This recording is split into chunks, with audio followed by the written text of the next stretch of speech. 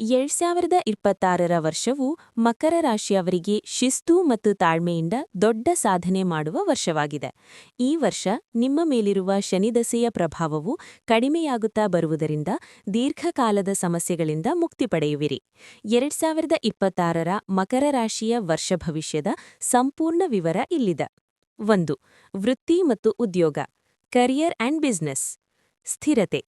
ಉದ್ಯೋಗದಲ್ಲಿ ಈ ವರ್ಷ ನಿಮಗೆ ಹೆಚ್ಚಿನ ಜವಾಬ್ದಾರಿಗಳು ಸಿಗಲಿವೆ.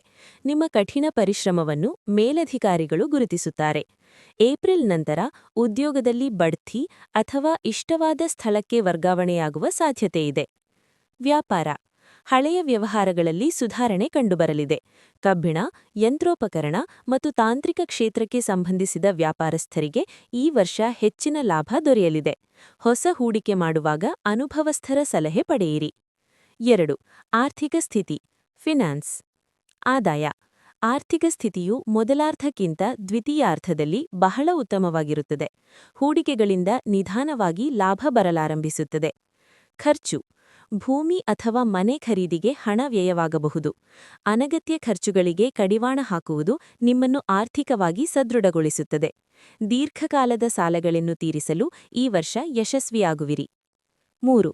ಕುಟುಂಬ ಮತ್ತು ವೈವಾಹಿಕ ಜೀವನ, ಫ್ಯಾಮಿಲಿ ಆ್ಯಂಡ್ ಲವ್. ಸಂಬಂಧಗಳು.